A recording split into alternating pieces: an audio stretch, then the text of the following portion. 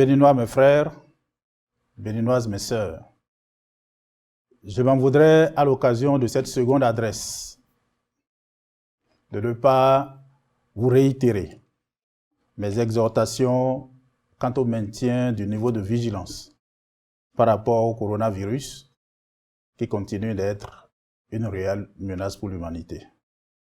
Nonobstant la tendance baissière de la courbe au niveau des pays les plus touchés, les experts prédisent des jours pas trop joyeux pour l'Afrique. Évidemment, ce sont des prédictions d'experts et non des prédictions de Dieu.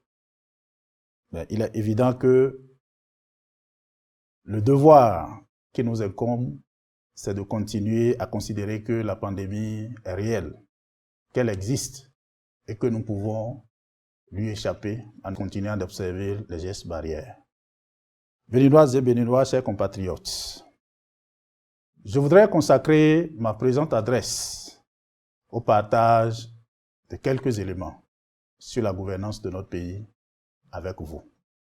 Qu'ils vous souviennent que le 13 mars 2017, lorsque je faisais ma première sortie après mon départ de mes fonctions officielles, je vous avais dit qu'il était trop tôt de commencer par juger les actions d'un régime qui venait de s'installer un an à peine. Mais 4 ans après, des éléments objectifs existent pour pouvoir porter une appréciation critique. Je me fais donc le devoir, par ce canal, d'échanger avec vous.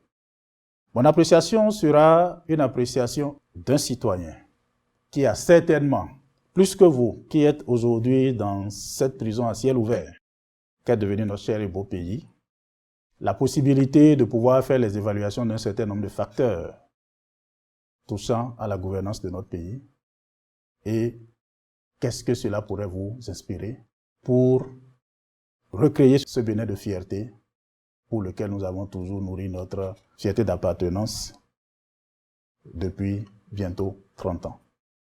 Mon appréciation portera sur un certain nombre de points essentiels. Le premier point est la démocratie. Cette démocratie qui était notre première richesse, qui nous faisait passer pour le modèle de la sous-région, de l'Afrique et même du monde, est devenue aujourd'hui un facteur gênant pour les dirigeants. C'est pourtant cette même démocratie qui les a générés. C'est cette même démocratie qui a offert à chacun d'eux, à commencer par le chef de l'État, d'avoir l'opportunité parmi ces millions de Béninois de sa génération de pouvoir prendre le contrôle du secteur qu'est le coton. J'imagine mal le régime révolutionnaire lui donner la chance qu'il a eue au début des années 90 de prendre le contrôle de l'outil industriel du secteur cotonnier et de devenir aujourd'hui le magnat de ce secteur-là. C'est cette même démocratie qui a généré tout ce qui l'entoure. C'est pourtant cette même démocratie qui trouve gênant et dont ils organisent de façon méthodique le deuil, à commencer par la révision sur fond d'opacité et de mépris pour le peuple, dont cette constitution est l'émanation. Le Bénin dispose-t-il d'un État aujourd'hui? La réponse, c'est non. Le Bénin en tant que pays n'existe plus que de nom. Mais le Bénin en tant qu'État n'existe plus. La conférence nationale de 1990 a donné lieu au démarrage de la construction d'un État par le président Nicéphore Soglo. La construction de cet État s'est poursuivie par le général Mathieu Kérékou, qui l'a construit et consolidé pendant ses 2 mandats. Kérékou partait en 2006 en laissant un véritable État. Boni Yayi, ayant pris le relais en 2006, malgré quelques turbulences par moment, a réussi à rester dans les grandes lignes de cet État. Mais depuis 2016, le Bénin n'a plus d'État.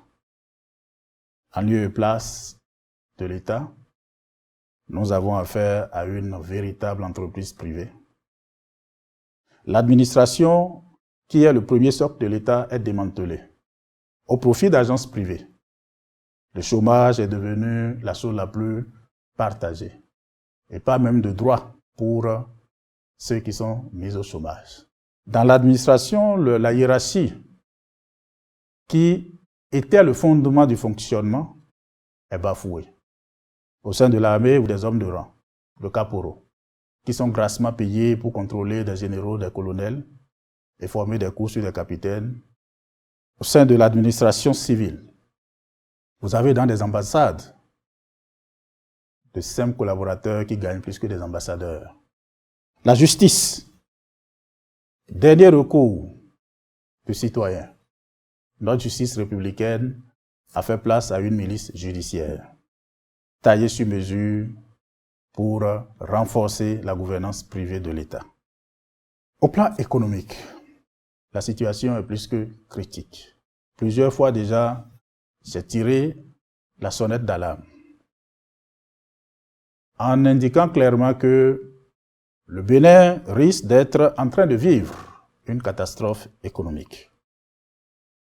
Et la situation risque de me donner raison. En effet, le régime auquel j'ai appartenu a laissé au 31 mars 2016 une économie avec une croissance robuste de 5,2% et un taux d'endettement de 41,50%, pour ne prendre que ces deux indicateurs. Mais de 2016 jusqu'à aujourd'hui, quelles sont les performances réelles de notre économie? Seul Dieu peut le dire, puisqu'aucune voie de contradiction, aucun moyen de contrôle, aucune publication officielle contestable n'est faite. Seul le son de cloche du gouvernement est entendu. Et toutes les tentatives de pouvoir challenger ce son de cloche se soldent par des convocations, par la criette. Beaucoup de Béninois en ont déjà fait les frais. Mais il y a quand même quelques indicateurs clés que des sachants peuvent apprécier pour voir que le Bénin n'est pas loin d'une catastrophe économique. Le premier indicateur, c'est par rapport à la croissance économique qui nous est annoncée, plus de 7%. Depuis 2015, nous avons entamé le tarif extérieur commun de la CEDEAO. Nous nous sommes également formellement engagés dans l'accord de partenariat économique avec l'Union européenne. Ces désengagements internationaux et régionaux consacrent des désarmements tarifaires qui se soldent par un repli de la fiscalité de porte. La principale fiscalité devient dès lors la fiscalité intérieure qui est essentiellement basée sur la taxe sur la valeur ajoutée. La taxe sur la valeur ajoutée étant une résultante de la croissance économique, où passent les recettes résultant de la taxe sur la valeur ajoutée pour qu'avec un taux de croissance de 7%, le Bénin soit devenu une économie d'endettement. Au 31 décembre 2018, le taux d'endettement officiel du Bénin avoisinait déjà les 60%. Mais puisque le gouvernement veut embellir la physionomie des indicateurs et continuer à s'endetter sur le marché, il a été initié une opération dite de rebasage. Il s'agit en clair de la remise en cause des bases de calcul des indicateurs nationaux. La conséquence, c'est la réduction à leur plus strict niveau minimal de tous les indicateurs en 2016 considérés comme année de base. Dès lors, puisqu'on part d'un point minimal vers un point d'arrivée, il est évident que la différence devient plus grande. Ce qui est incontournable, c'est que le fait de repousser le signal du point de départ lors d'une course de relais après le démarrage de la course ne rapproche pas le point d'arrivée. Le gouvernement a beau réduire à minima les indicateurs pour prouver comparativement au point de départ que des bons qualitatifs ont été faits pour justifier de bonnes performances, mais le gouvernement ne peut pas changer les réalités. Et la première réalité, c'est le recours régulier depuis quelques années à l'endettement. Si la croissance est bonne, c'est que, conséquemment, les recettes intérieures doivent être bonnes aussi, parce que la tâche leader c'est la TVA qui est la principale source de revenus. Du 1er janvier à aujourd'hui, le gouvernement est déjà allé sur le marché régional 5 fois, avec un montant totalisant les 238 milliards de francs CFA.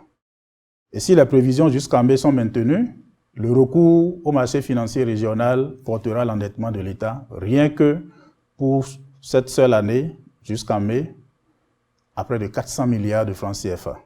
Dans l'hypothèse que cette tendance se maintiendrait jusqu'à la fin de l'année, on pourrait se retrouver à un montant avoisinant les 900 milliards comme recours au marché régional. Pendant ce temps, les prévisions de déficit budgétaire étaient seulement de 1,8%. Prévision que, curieusement, le Fonds monétaire international prédit à 3,5%, soit une dégradation du déficit budgétaire de 1,7%, avec pour principale raison les dépenses de santé dues au coronavirus et la fermeture des frontières du Nigeria. Pourtant, il y a quelques mois, on nous a dit que la fermeture des frontières du Nigeria n'impacte l'économie que de 45 milliards de francs CFA. Loin du Bénin où je suis, je regarde l'actualité de très près. La principale question que je me pose, c'est les mesures qui sont prises en faveur des populations et qui justifieraient une dégradation du déficit budgétaire en conséquence. Dans beaucoup de pays de la sous-région, les foyers indigents reçoivent directement des transferts de fonds. Chez nous, il n'a même pas été possible de faire le confinement, qui était le moyen le plus populaire pour circonscrire le mal, puisque c'est un mal qui a surpris tout le monde, le temps de mettre en place la batterie de mesures pour gérer la crise dans la durée. La raison évoquée a été qu'il ne fallait pas confiner les gens au risque de les affamer. Je voudrais ici signaler que le Bénin a une économie essentiellement informelle. Et cette économie est prioritairement animée par les femmes. Et donc, s'il y a confinement, les femmes seraient les couches les plus touchées. Il y a donc un problème de cohérence à avoir dégagé sans état d'âme ces mêmes femmes des abords de voie, sans penser à ce qu'ils vont manger, et que ce soit au moment où leur vie est en jeu, et qu'on leur demanderait de rester à la maison pour 1 mois, ne serait-ce qu'en mettant quelques petites mesures provenant de la performance économique que nous avons, de 500 milliards pour les accompagner, que ce soit en ce moment qu'on pense à ce qu'ils vont manger. Il y a évidemment là un problème de logique. Le recours au marché financier, avec les résultats obtenus à chaque instant, suscite également quelques questionnaires. À analyser de près, le poids du Bénin dans les 5 mobilisations depuis le début de l'année va de 38% à 76%. Ça veut dire que dans les émissions de besoins de dette par le Bénin depuis le début de l'année, c'est également le Bénin qui participe majoritairement. La question que nous devons nous poser, c'est quelle peut être l'explication objective qui puisse rendre le secteur financier béninois aujourd'hui plus liquide que le secteur financier de la Côte d'Ivoire, par exemple? Évidemment, cela amène à d'autres réflexions plus approfondies. Quels sont les opérateurs économiques qui alimentent cette liquidité sur le terrain? Il y a lieu de postuler, puisque la science commence toujours par des hypothèses, quitte à ce qu'elles soient infirmées ou confirmées par la suite. Il y a lieu de postuler sérieusement une vaste opération de blanchiment de capitaux. L'avenir peut me démentir. L'autre indicateur qui prouve que le Bénin vit une catastrophe économique, c'est l'incapacité de l'État à faire face à un certain nombre d'obligations et le reflet des conditions de vie des populations depuis 2016. Pour illustrer l'incapacité de l'État, dans un monde actuel devenu un village planétaire, dans lequel les différents pays du monde cherchent à renforcer leur présence et leur influence, Nous avons récemment assisté à une révision de la carte diplomatique du pays, ramenant le nombre de nos postes diplomatiques à 10 pour près de 200 pays, 189 précisément. Et pourtant, nous avons une économie supposée des plus performantes de la sous-région. Qu'est-ce que 10 ambassades peuvent faire en termes diplomatiques dans tout ce que nous avons comme pays dans le monde? Et l'argument, c'est qu'il faut faire des économies pour l'État.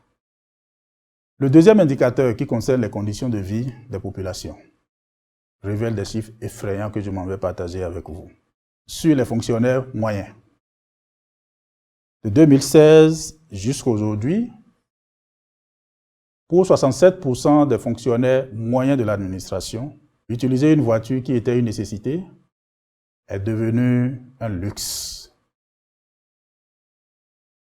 Et seulement 26% des fonctionnaires moyens béninois arrivent à utiliser aujourd'hui leur véhicule 7 jours sur 7.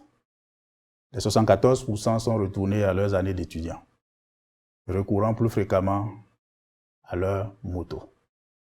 Toujours sur cette cible de fonctionnaires moyens, 62% de ces fonctionnaires moyens ont déjà cédé 50% des biens qu'ils avaient acquis avant 2016. Mais pendant ce temps, seulement 0,1% de la population contrôle les 99,6% des richesses. Béninois, mes frères, Béninoises, mes sœurs, engagez-vous pour le Bénin. Sauvez le Bénin de l'isolement dans lequel il est en train de rentrer progressivement. Et pour vous en donner la preuve de cet isolement, soustrayez les différents accords que le régime de Boni Yayi a laissés, vous verrez qu'il ne reste plus rien. De façon concrète, les grands projets sont entre autres le Millennium Challenge compte pour près de 403 millions de dollars. Ça a été signé sous nous. Le programme indicatif national avec l'Union européenne au titre du 11e FED, ça a été signé sous nous. C'est ce même programme qui a réaffecté récemment 26 milliards pour le coronavirus. De grands projets d'infrastructure comme la route Savalou-Djougou, la route Porte-Novo-Pobet, y compris la rocade de Porte-Novo.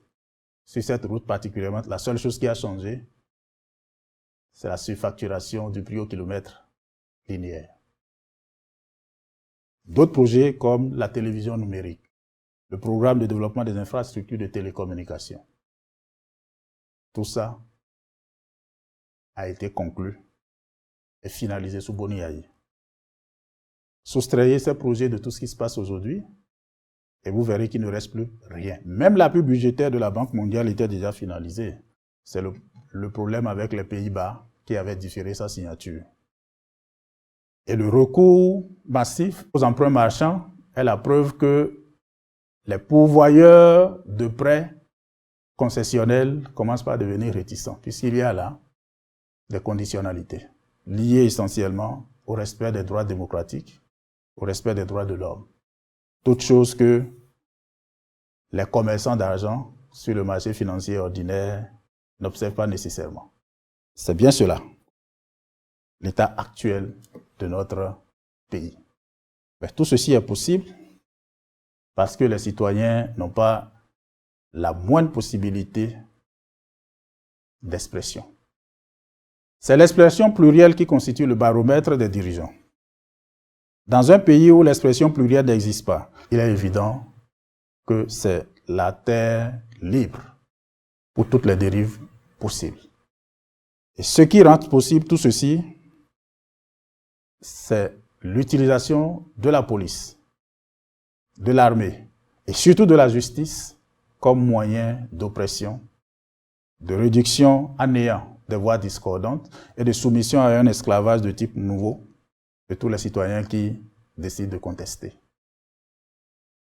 Aux Béninoises et aux Béninois, je voudrais vous dire, je suis en quête d'une transformation morale à votre niveau. Que vous puissiez savoir réellement l'état de notre pays et que cela puisse susciter en vous l'envie de vous engager pour le Bénin. C'est ce que j'attends. Quant aux jeunes, notamment les intellectuels opérant aux divers coins du monde, qui souhaitent revivre la fierté du Bénin, qui a été toujours la leur. Quant aux millions de populations qui meurent sous le silence, je voudrais vous dire ce qui suit. Si vous voulez reconquérir vos libertés, la tranquillité dans l'esprit malgré la pauvreté, engagez-vous pour le Bénin. Dans les tout prochains jours, je vous dirai, après les consultations que je suis en train de faire en ce moment, mes options politiques. C'est sur ce que, à l'occasion de cette deuxième adresse, je voudrais vous remercier et vous rassurer encore qu'il n'y a pas matière à désespérer. Demain sera beau et il le sera.